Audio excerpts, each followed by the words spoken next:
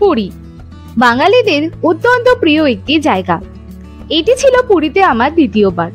আর আজকের এই ব্লগে আমি তোমাদের সাথে শেয়ার করব আমার কলকাতা থেকে পুরী যাত্রা। বন্দে ভারতে প্রথমবার চড়ার অভিজ্ঞতা, কতক্ষণ কি সময় লাগলো, কি কি খেতে দিল, আর অনেক কিছু। এরপর পুরীতে পৌঁছে কোথায় থাকলাম, সারাদিন কি কি খেলাম, আর কোন কারণেই বা 1 মাস আগে থেকে বুক করা আমাদের সেই হোটেল চেঞ্জ করে অন্যত্র আসতে হলো, সবটাই তুলে ধরবো কিন্তু তোমাদের সাথে আজকের এই ভিডিওটাতে, যাতে আমায় যে এক্সপিরিয়েন্স করতে হয়েছে সেগুলো তোমাদেরকে না করতে হয়। আর যদি একান্তই এরকম কোনো অবস্থার সম্মুখীন হও, কিভাবে সেখান থেকে বেরিয়ে আসবে সে সমস্তটাও বলবো কিন্তু আজকে এই ভিডিওটাতে। তাই চলো আর কথা না বাড়িয়ে শুরু করা যাক আজকের এই ইন্টারেস্টিং ব্লগটা।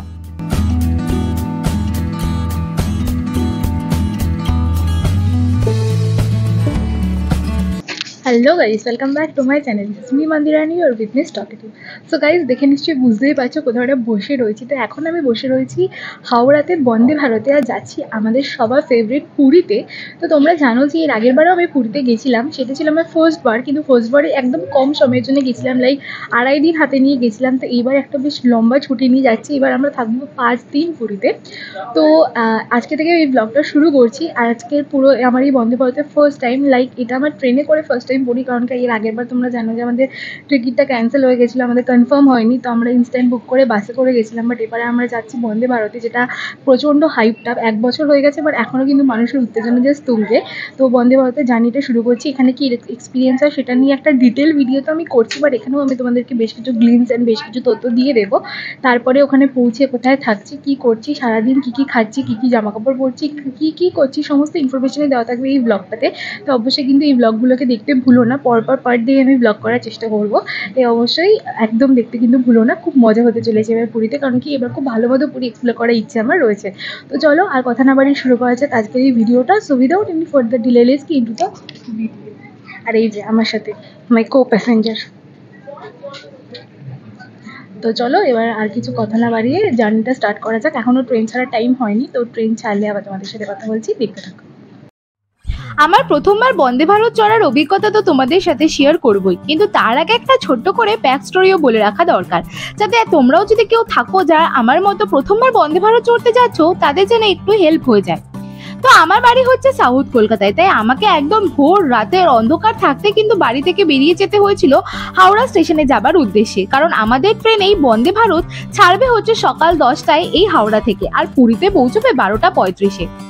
এই কলকাতার হাওড়া স্টেশন বা শিয়ালদা স্টেশন থেকে পুরীর জন্য যে কটা ট্রেন রয়েছে, এই বন্দে ভারত কিন্তু তুলনামূলক অনেকটাই কম সময়ে আমাদেরকে পুরীতে পৌঁছে দেয়। আমরা 40 থেকে 45 মিনিট হাতে সময় রেখে কিন্তু হাওড়া স্টেশনে গিয়ে পৌঁছেছিলাম, কিন্তু সেখানে গিয়ে দেখলাম শুধুমাত্র আমরা ফার্স্ট না, আমাদের ট্রেনও কিন্তু ফার্স্ট। অনেকটাই আগে কিন্তু দিয়ে দেওয়া হয়েছিল ট্রেনটা স্টেশনে। তো আমরা আমাদের যে কোচ নাম্বার সিলেক্ট করা রয়েছে সেই কোচে কিন্তু খুঁজে উঠে গেলাম এইবার বন্দে ভারতে। 1 বছর মোটামুটি হয়ে গেছে চলছে, কিন্তু এখনো অবধি কিন্তু মানুষের উত্তেজনা জাস্ট তুঙ্গে। আর আমার এক্সাইটমেন্টও ছিল কিন্তু প্রচুর, কারণ প্রথমবার চেয়ার কারে জার্নি হতে চলেছিল আমার এটা। তো বন্দে ভারতের 2 ধরনের কোচ রয়েছে, একটা হচ্ছে ইসি আর একটা হচ্ছে সিসি। আমরা সিসি টিকিট বুক করেছিলাম, কারণ এক্সিকিউটিভ চেয়ার কারের দাম কিন্তু অনেকটাই বেশি। আর একদম যথারীতি নির্ধারিত টাইম মানে 6টা 10-এ কিন্তু আমাদের বন্দে ভারত হাওড়াকে টাটা জানিয়ে পুরীর উদ্দেশ্যে রওনা দিল। তো চলো এই যাত্রাটা এবার শুরু করা যাক।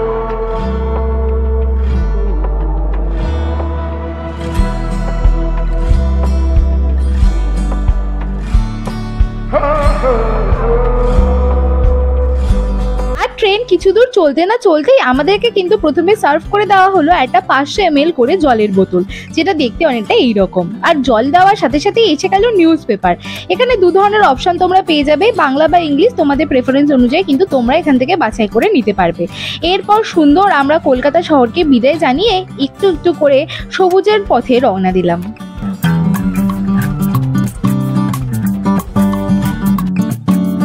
আর 10 মিনিটের মধ্যেই আমাদের সামনে চলে এলো চা বিস্কিট। বিস্কিটটা খেতে কিন্তু বেশ ভালো।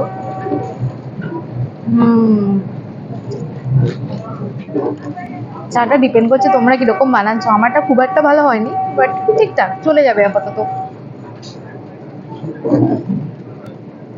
এবার ভালো লাগছে। তো এই হচ্ছে মোটামুটি চা আর বিস্কিট। এখন মোটামুটি বাজে হচ্ছে 7টা 6 মতো। তো তো 7টা 6 চায় বিস্কিট আমাদেরকে সার্ভ করে দিয়ে দেওয়া হয়েছে, আমরা করেও নিয়েছি সমস্ত কিছু। তো দেখা যাক এবার ব্রেকফাস্ট কখন আসে। আর এতক্ষণ কিন্তু কোনো জায়গায় স্টপ নেয়নি, একটা জায়গাতে একটু স্লো হয়েছিল একটা স্টেশনে, আমি তো তোমাদেরকে দেখালাম। তো যখন নেক্সট স্টেশনে আসছে আমাদেরকে ব্রেকফাস্ট দেওয়া হচ্ছে, তারপর আবার তোমাদের সাথে কথা বলছি, দেখতে থাকো।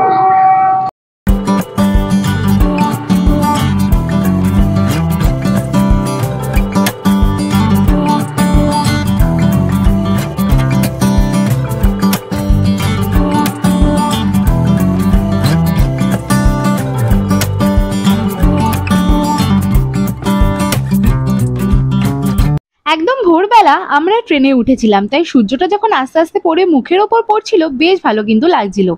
আর ইতিমধ্যে কিন্তু আমাদেরকে সার্ভ করে দেওয়া হলো আমাদের ব্রেকফাস্ট।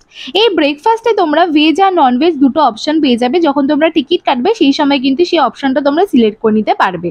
তখন ঘড়িতে বাজে 8টা 13 আর আমাদেরকে আমাদের ব্রেকফাস্ট দিয়ে দেওয়া হলো। প্রথমেই ছিল উইঙ্কিসের একটা কাপ কেক, তারপরে ছিল কিন্তু মাহির এরকম একটা ম্যাঙ্গো জুস, তারপর ছিল ব্রাউন ব্রেড দুটো, ব্রেডের সাথে কিন্তু বাটার আর জ্যাম কিন্তু দেওয়া হয়েছিল, তার সাথে কিন্তু ছিল একটা ডাবল ডিমের চিজ অমলেট, তার ওপর ছিল ফ্রেঞ্চ ফ্রাইজ আর বেশ কিছু পিস।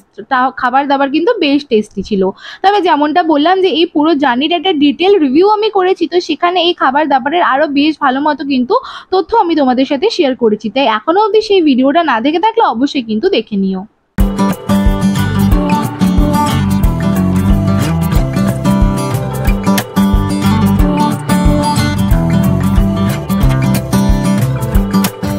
ব্রেকফাস্ট শেষ করার পরেই কিন্তু তারা একদম সমস্ত কিছু ক্লিন করে নিয়ে গেলেন অ্যান্ড তারপরে দিয়ে গেলেন এই এলাইচি চাটা। এই এলাইচি চাটাও কিন্তু বেশ ভালো ছিল। এইবারে আসি একটু ট্রেনের কথায়। হাওড়া পুরী বন্দে ভারত এক্সপ্রেস মানে 22895, যেমনটা বললাম 6টা 10-এ ছাড়ে হাওড়া থেকে আর পুরীতে পৌঁছায় 12টা 35-এ। এখানে মোট কভার করে 502 কিলোমিটার। আর এই ট্রেনটাতে স্টপ থাকে 9টা মতো। আর অ্যাভারেজ স্পিড বলতে পারো 79 থেকে 80 কিলোমিটার/আওয়ার পর্যন্ত।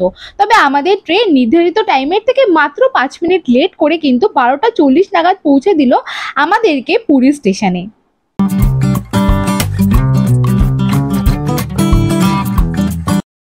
তো ট্রেন থেকে নেমে দেখলাম পুরী স্টেশন, সে তো লোকের লোকারণ্য, বলে না পুরী বাঙালিদের দ্বিতীয় হোম। এখানে বাঙালি থেকে শুরু করে আরো অনেক জাতির অনেক মানুষের সমাগম কিন্তু দেখতে পেয়েছি আমরা এত গরমের মধ্যেও পুরী স্টেশনে। তো সেখান থেকে আমরা এবার বেরিয়ে এলাম বাইরে। আর বাইরে আসলে কিন্তু তোমরা দেখতে পাবে এরকম একটা অটো আর টোটো স্ট্যান্ড, যেখান থেকে অটো অ্যান্ড টোটো তোমরা পেয়ে যাবে নিজেদের নির্ধারিত হোটেলে যাবার জন্যে। তো গাইস জাস্ট নামলাম পুরী স্টেশনে আর নেমে গেলাম বন্দে ভারত থেকে। ফার্স্ট এক্সপিরিয়েন্স আমার খুবই ভালো ছিল। কি সমস্ত ডিটেলসে আরও আমি বলবো হোটেলে গিয়ে। তো এখন একটা অটো ভাড়া করে নিয়ে একটু যাচ্ছি আমাদের প্রি বুক করা হোটেলে। কাজ করেছে 250 টাকা, আমরা প্রথম করলাম বা রেন্টটা কিন্তু আর কমলো না। তো চলো যাওয়া যাক, এই রাস্তাটা এনজয় করা যাক, আমার সাথে তোমরাও করতে থাকো। এরপরে কথা হচ্ছে একেবারে হোটেলে গিয়ে দেখাচ্ছি আমি তোমাদেরকে কোথায় থাকছি, কি বৃত্তান্ত সবটাই দেখাচ্ছি, দেখতে থাকো।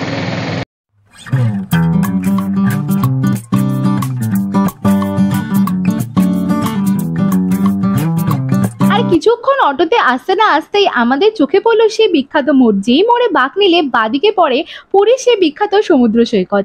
যে যতই কর্মব্যস্ততার মধ্যে আসুন না কেন, মাথায় যতই অশান্তি থাকুক না কেন, এর থেকে শান্তির আর কিছু নেই যখন এই বাঁকটা ঘুরলেই আমাদের চোখে পড়ে এই বিস্তৃত সমুদ্র সৈকত।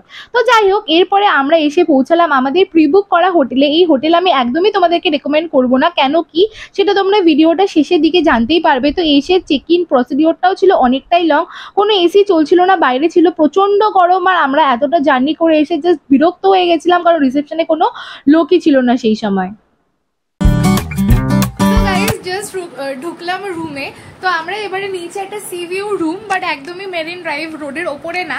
তো আমি এখন কোথায় রয়েছি সেটার একটা গ্লিমস আমি তোমাদেরকে তো দিয়ে দেবো, বাট তোমরা যেমনটা জানো যে একটা আমি হোটেল নিয়ে ডিটেলে ভিডিও অবশ্যই করব। তো সেই ভিডিওটা যদি তোমরা একদম পুরো ডিটেলে প্রপার্টি ট্যুর কিভাবে কন্ট্যাক্ট করবে, কত কি দাম, সেগুলো দেখতে চাও তাহলে সেই ভিডিওটা দেখে নিও। বাট আজকে ওভারঅল সারাদিন কি কি করবো সেটা তো আমি তোমাদেরকে দেখাবো। তো এখন চেক ইন করলাম, করে একটুখানি রুম ট্যুরটা আমি একটু গ্লিমস তোমাদেরকে দিয়ে দিচ্ছি। এরপরে স্নান করতে যাবো, দেন চেঞ্জ করে দেন আমরা লাঞ্চও অর্ডার করেছি, এখান থেকে ইনহাউস থালিজ অর্ডার করেছি। তো একেবারে স্নান করে যখন বেরোবো তারপর তোমাদের সাথে কথা বলছি, দেখতে থাকো।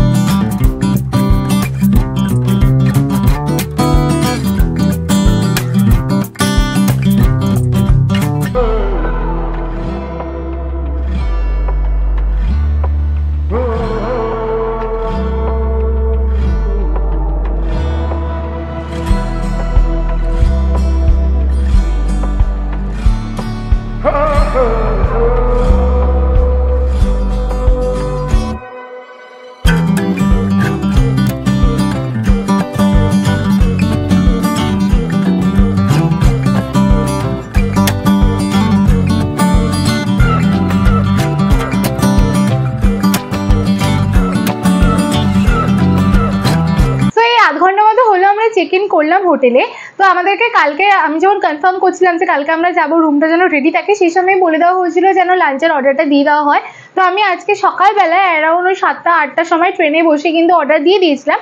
অনেক ধরনের থালি কিন্তু এখানে অ্যাভেলেবেল রয়েছে, যেমন ভেজ থালি, ফিশ থালি, একটা রয়েছে এগস থালি, আর একটা রয়েছে চিকেন থালি। তো আমরা নিয়েছি হচ্ছে egg thali for Souvik and chicken thali for me, কারণ আমি এগস খাই না। তো এখানে ওভারঅল সমস্ত আইটেমসগুলো কিন্তু সেমই রয়েছে, শুধু চিকেন আর এগসটা আলাদা রয়েছে। এখানে চিকেন রয়েছে দেখতে পাচ্ছি 3-4 পিস, আর এখানে দুটো কিন্তু ডিম রয়েছে, যার যেটা প্রেফারেন্স তোমরা নিতে পারো। তো এখানে ফার্স্টে দেখতে পাচ্ছি যে রয়েছে একটা পাঁপড়, তার সাথে রয়েছে লেবু আর লঙ্কা। এখানে কিছু একটা ভাজা তো দেওয়া রয়েছে, যেটা আমি দেখে তো বুঝতে পারছি না কি রয়েছে। এখানে রয়েছে ডাল, এখানে রয়েছে ফুলকপি আলুর একটা সবজি, আর তার সাথে রয়েছে চিকেন। এখানে তোমরা চিকেন, মাছ, সবজি, ডিম যা পাবে, মানে যেটা আর কি থালি সিলেক্ট করবে সেটা পেয়ে যাবে। তার সাথে চাটনি রয়েছে পাঁপড়ের সাথে খাওয়ার জন্য। তো এখানে রাইসটা কিন্তু নর্মাল রাইস ইউজ করা হয়েছে, বাসমতি রাইস কিন্তু না, নর্মাল বাট ঝুড়ো ঝুড়ো রাইস রয়েছে। তো এই রাইসটা একটুখানি আমি ডালের সাথে একটু টেস্ট করবো। ডালের সাথে রাইসটা একটুখানি, এবার চলো একটু টেস্ট করে দেখা যাক।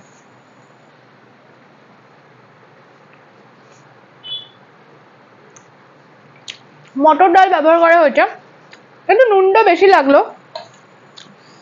আর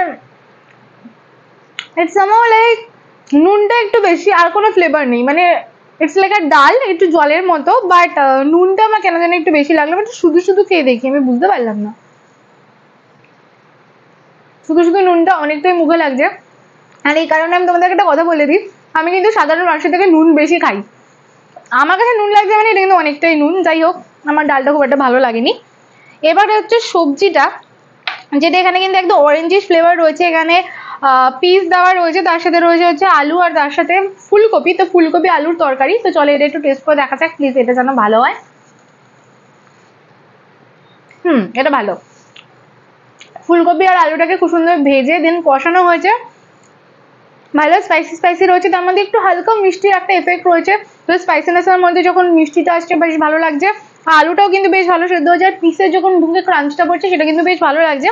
তো এটা কিন্তু অনেকটা পরিমাণে সবজি রয়েছে, তো আই থিঙ্ক একটুখানি অল্প পরিমাণে ডাল নিয়ে তার মধ্যে একটুখানি লেবু ঘষে তারপর যদি সবজিটা দিয়ে খাই, আই থিঙ্ক খাওয়া যাবে ভালো মতো। এবার যেটা হচ্ছে মেন, আমার একটুখানি হালকা ভয় তো লাগছে, কারণ কি এটা প্রচন্ড একদম লাইক পুরো ব্রাউন কালারের রয়েছে, তো প্রচন্ড স্পাইসি হবে, নইলে একদম পুরো বাজে হবে। এর মাঝামাঝি কিছু হবে বলে তো আমার মনে হচ্ছে না। তো এরকম পিস করা রয়েছে চিকেনের, একদমই ছোট ছোট জাস্ট এরকম পিসেস করা রয়েছে। তো চলো একটু চিকেন একটুখানি ঝোলে লাগিয়ে একটু টেস্ট করে দেখি।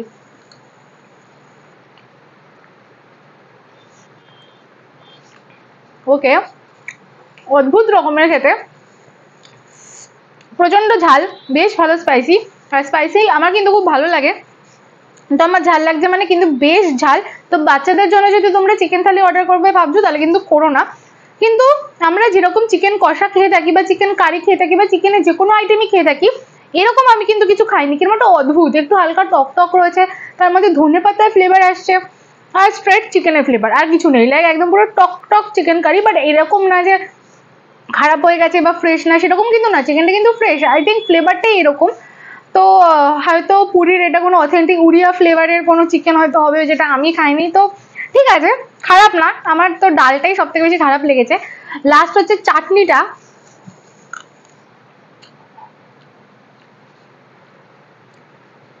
চাটনিটা মিষ্টি না, টক, স্ট্রেট আপ টমেটোর টক চাটনি।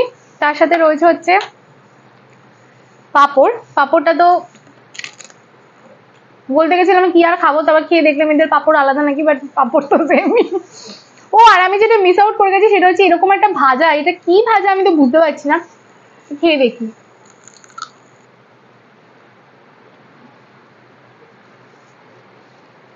দিস ইজ করলা ভাজা গাইস, and I hate করলা।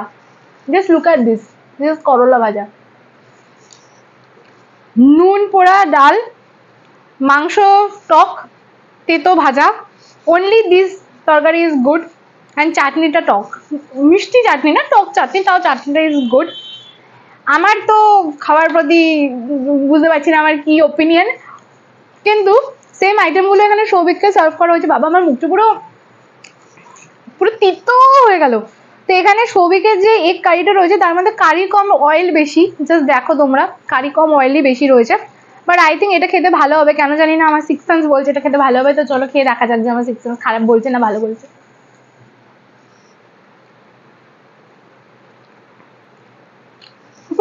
ওকে, now I got it. Basically চিকেনটা ডিমটা সেম খেতে, কারিটা সেম, শুধু ওই কারিটার মধ্যে ডিমটা ভেজে ডিমের কারি করে দেওয়া হয়েছে, আর চিকেনটা দিয়ে চিকেনের কারি করে দেওয়া হয়েছে। স্ট্রেট আপ সেম, একটু স্পাইসি স্পাইসি আর একটু টক টক, দ্যাটস ইট। তবে আমার চিকেনেতে বেশি টক রয়েছে, এখানে টকটা একটু কম রয়েছে। আই থিঙ্ক ডিম টেনে নিয়েছে বা এরকম কিছু হবে, আমি জানি না। তবে এখানেও কিন্তু আমি কারি পাতা অ্যান্ড বড় বড় লবঙ্গ দেখতে পাচ্ছি। এখানে কারি পাতা দেওয়া হয়েছে ডিমে, আর এখানে দেওয়া হয়েছে ধনে পাতা, জাস্ট এই ডিফারেন্স রয়েছে। ওকেও কিন্তু এখানে না, এক সেকেন্ড, ওকে কিন্তু এখানে করলা না, এটা কি জিনিস দেওয়া হয়েছে, let's test it.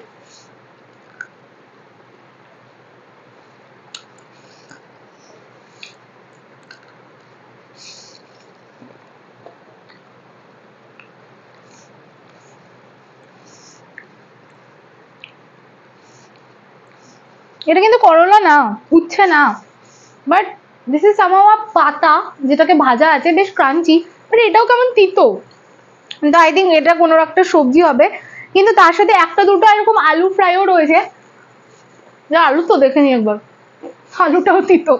I think সবকিছু একসাথে ব্যাটারে দিয়ে ভাজা হয়েছে, তাই আলুটার মধ্যে একটু হালকা তিতো তিতো ব্যাপার রয়েছে। তো নুন নুন ডালের সাথে তিতো তিতো ভাজা, আর তার সাথে ঝাল ঝাল মাংস, এই দিয়ে আপাতত আমি আমার লাঞ্চটা কমপ্লিট করে নিই। এরপরে আমি কি করছি সেটার সাথে তোমাদের সাথে দেখা করছি, দেখতে থাকো।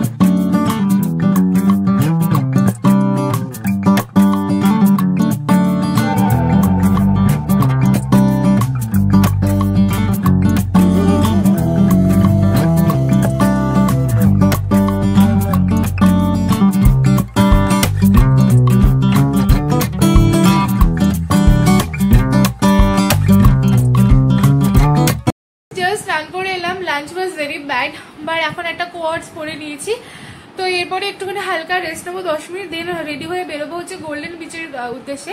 কারণ কি আগের বারে গোল্ডেন বিচের সানসেটটা আমার খুব ভালো লেগেছিল, তো এবার ভাবছি কেননা গোল্ডেন বিচের সানসেটটাই ফার্স্ট দিন এনজয় করা যাক। এমনিও আজকে একটু টায়ার্ডই আছি, বেশি তো এক্সপ্লোর করা যাবে বলে মনে হয় না, আর এখানে প্রচন্ড গরম। তো এরপর তোমাদের সাথে দেখা করছি যখন আমি রেডি হব। আর দেখি আরেকজনের কি অবস্থা। কি অবস্থা? স্নান করে একটু ফ্রেশ লাগছে, লাঞ্চ তো খুবই খারাপ ছিল। লাঞ্চ সো গুড, সেই তো চলো আবার দেখা করছি যখন রেডি হবো। তো খেয়ে দিয়ে একটুখানি রেস্ট হয়ে আমি এখন রেডি হয়ে নিয়েছি। স্কিনের অবস্থা প্রচন্ড খারাপ, আর এরকম একটা কিউট লিটল ইয়াররিংস পরে নিয়েছি, একটা ক্লিপ পরে নিয়েছি, আর পরেছি একটা খুব সুন্দর একটা প্লে স্যুট। ফার্স্ট টাইমে প্লে স্যুট ক্যারি করছি। তো আমি বাইরে গিয়ে তোমাদেরকে ফুল আউটফিটটা দেখাচ্ছি। আপাতত রুমে রয়েছে, কারণ কি একটা প্রবলেম হয়ে গেছে, আমাদের যে রুমে ব্যালকনিটা রয়েছে তার লকটা না খারাপ, তো এইভাবে ছেড়ে যেতে পারছি না, কারণ কি একটা এক্সট্রা ফোন রয়েছে, কিছু ক্যাশ রয়েছে, তো এইভাবে চলে যাওয়াটা তো সেফ না। তো তার জন্য একটুখানি ওয়েট করছি। তো ওয়েট, তারাও দেখি কে এসছে। যাই হোক, সৌভিক গেছিল রিসেপশনে কথা বলতে। তো যেটা বলছিলাম, এই যে আমাদের যে ব্যালকনিটা রয়েছে তার যে দরজাটা রয়েছে সেটা লকটা লাগে না, তো এইভাবে ছেড়ে যাওয়া তো পসিবল না, তাই জন্য অনেকক্ষণ ধরে ট্রাই করছিলাম। যেমনটা তোমাদেরকে দুপুরবেলা বললাম যে আজকে আমাদের প্ল্যান আছে হচ্ছে ব্লু ফ্ল্যাগ বিচে যাওয়ার, মানে যেটা হচ্ছে গোল্ডেন বিচ। ওখানে আমার আগেরবার সানসেটটা খুব ভালো লেগেছিল, তাই ভাবলাম যে সানসেটটার সময় যাব বা ভালো মতো কভার করবো। আর তো মনে হচ্ছে না সেটা পসিবল, কারণ কি এখন 5টা বাজে। তো দেখা যাক যে অন্য কোনো দিনে বিকেলে প্ল্যানের সাথে এটাকে একটুখানি হালকা মিসম্যাচ করা যায় কিনা। যাই করবো না করবো তোমাদেরকে জানাচ্ছি, আগে দেখা যাক যে এই ইস্যুটা কোনো মতে ফিক্স হয় কিনা। এখন সৌভিক লেগে রয়েছে দড়ি নিয়ে সমস্ত কিছু করতে, আর আমি সেজে গুজে বসে আছি। দাঁড়াও, বাইরে বেরিয়ে আমি তোমাদেরকে আমার আউটফিটটা দেখাই।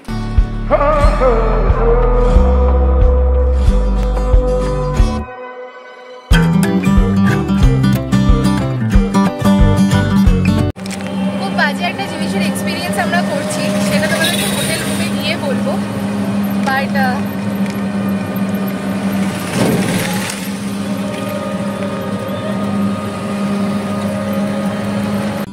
তো আমাদের সেদিন যা যা প্ল্যান ছিল সবটাই ক্যান্সেল করতে হয়েছিল। একেতে সারা দিন জার্নি করে এসেছি, তারপরে যা বাজে সিচুয়েশন হয়েছিল আমি সবটা তোমাদেরকে নতুন হোটেলে গিয়ে বলবো। বাট আমরা এসেছিলাম একদম পিক টাইমে, আর একদম উইকেন্ড ছিল, তো সেই দিন রাতে থাকার জন্য কোনো হোটেলেই আমরা জায়গা পাচ্ছিলাম না। তো মোটামুটি 10-12টা হোটেল খোঁজার পরে ফাইনালি একটা হোটেল আমরা পেয়েছিলাম, কিন্তু আমাদেরকে ডাবল রেন্ট দিতে হচ্ছিল, যেহেতু আমরা যে হোটেলটাতে সারাদিন ছিলাম ওখানেও রেন্ট দিতে হচ্ছিল, প্লাস যে নতুন হোটেলে রাতটার জন্য থাকবো সেখানেও রেন্ট দিতে হয়েছিল। তো সব কিছু নিয়ে নিয়ে সিচুয়েশন খুব বাজে হয়ে গেছিলো।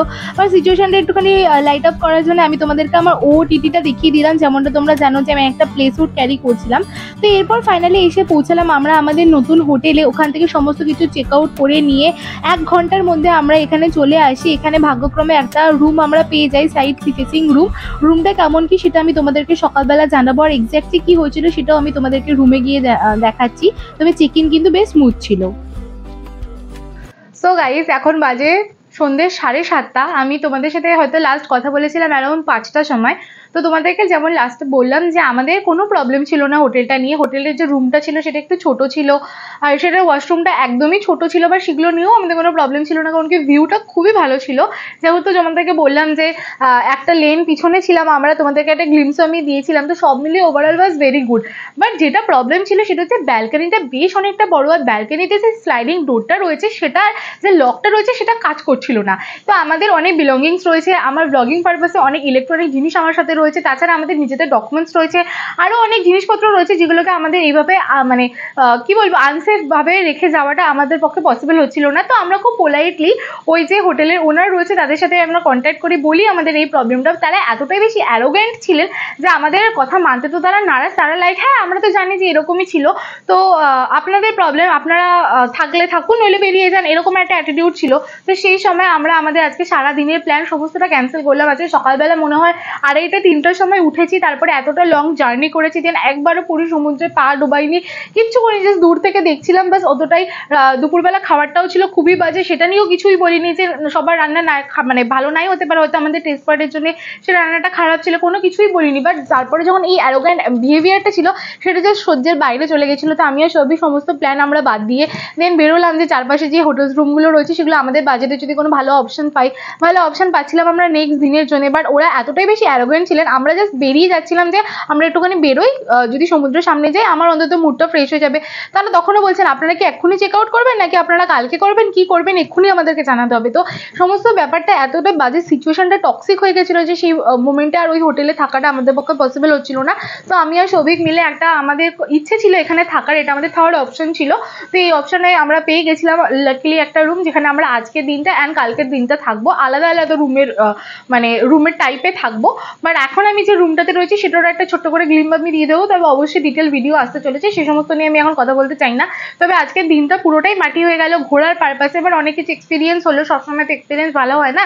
এর আগের বার আমরা 2.5 দিনের জন্য এসেছিলাম, but everything was too good, experience খুব ভালো ছিল। শুধুমাত্র যাওয়া আসার টিকিটটা ক্যান্সেল হয়ে গেছিলো, এটাই যে একটা হেডেক ছিল। বাট এবার আসা যাওয়াটা আই থিঙ্ক স্মুথই হবে, অন্তত আসাটা তো স্মুথ হয়েছে, যাওয়াটা কি হবে জানি না। বাট যেটা 1.5 মাস আগে প্রি বুক করে হোটেলে এসেছিলাম সেটা এখানে এরকম একটা এক্সপিরিয়েন্স হবে সেটা সত্যি ভাবিনি। তো যাই হয়, হয়তো ভালোর জন্য, ওটার থেকে অনেক ফার বেটার হোটেলে এখন আমরা রয়েছি। দাম হয়তো একটু বেশি পড়েছে, একটুখানি হালকা গচ্চা তো হয়ে গেছে, বাট কিছু করার নেই। আমি আমার এক্সপিরিয়েন্সটা তোমাদের সামনে তুলে ধরলাম যাতে তোমাদের এরকম কিছু ফেস না করতে হয়। আমি তোমাদেরকে ডিটেলসে দিয়ে দেবো যে ওটা কোন হোটেল ছিল অ্যান্ড কোন পার্টিকুলার রুমটার ব্যাপারে আমি কথা বলছি, হয়তো তারপরে তারা ঠিক করে দিয়েছে, নো অফেন্স। আমার যেটা প্রবলেম ছিল সেটা তারা সলভ করতে পারেনি, তার জন্য আমরা সেখান থেকে বেরিয়ে এসেছি। তো এখন যেটা ব্যাপার হলো, আমরা এখন যেখানে চেক ইন করেছি সেখানে এসে আমি এখন জাস্ট বসলাম। আমরা সমস্ত কিছু ওখান থেকে চেক আউট করে সমস্ত কিছু করে লাগেজ নিয়ে এসে জাস্ট বসলাম। এবার যাবো, ফ্রেশ হবো, একদম কমফি পাজামাসে চলে আসবো। ডিনার অর্ডার করে দিয়েছি, দেন একটুখানি হালকা কোনো মুভি টুভি দেখবো, একটু স্ন্যাক্স খাবো, তার সাথে ডিনারটা করবো। যা যা করবো আজকে দিনটা শেষ করার আগে সবটাই তোমাদেরকে দেখাবো, তো দেখতে থাকো। আজকে দিনটা একটু হেক্টিক তো ছিল, বাট আমাদের একটু উদ্যম কিন্তু থেমে নেই, কারণ এখন আমরা রয়েছি পুরীতে। সো জয় জগন্নাথ, আবার জয় জগন্নাথের নাম করে কাল সকাল থেকে আমরা বেরিয়ে পড়বো। আজকে না হওয়া প্ল্যানগুলো কালকে আমরা ফুলফিল করবো। তাই কালকে থেকে যে ব্লগসগুলো আসতে চলেছে সেগুলো আরও বেশি ইন্টারেস্টিং হবে, হয়তো আজকের মতো এতটাও খারাপ হবে না, I hope so, fingers cross. তো চলো একবারে দেখা করছি যখন আমি ফ্রেশ হয়ে যাবো, তখন দেখতে থাকবো।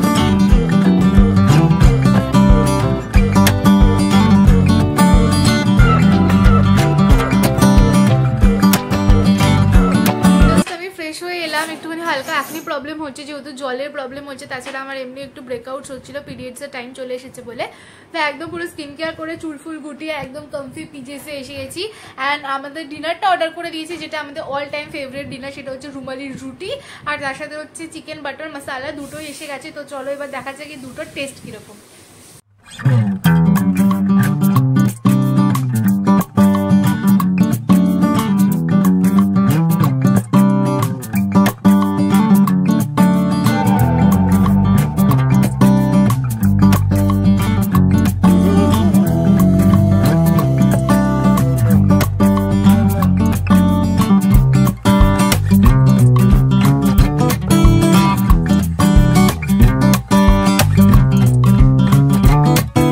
but this food is,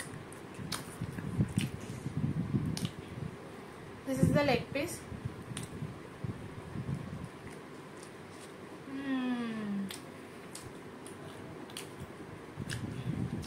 So good, very creamy, একদম ঠিকঠাক লেভেলের স্পাইসি, বাটারের ফ্লেভারটা খুব ভালো আছে, চিকেনটা খুব জুসি, এভরিথিং ইজ। আমি এর আগেও রিভিউ শুনেছি ড্রিমল্যান্ডের এই পার্টিকুলার রেস্টুরেন্টের ব্যাপারে, যে রেস্টুরেন্ট খাবার নাকি খুব ভালো।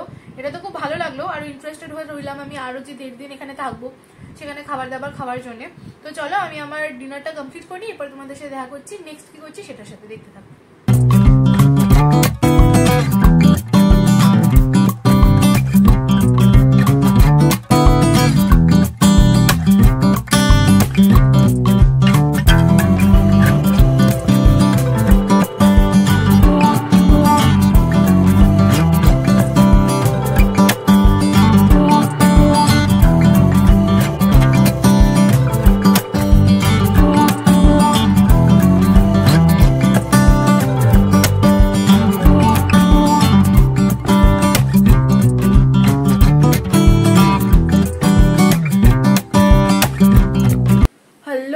Good morning, it's day 2 here in Puri.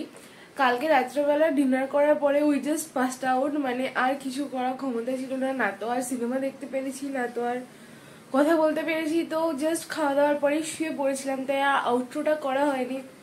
এখন জাস্ট ঘুম থেকে উঠলাম, ফ্রেশও হয়নি, দেখতে পাচ্ছি অলরেডি আমার ফেসে একটা পিম্পল প্যাচ রয়েছে, জাস্ট উঠলাম।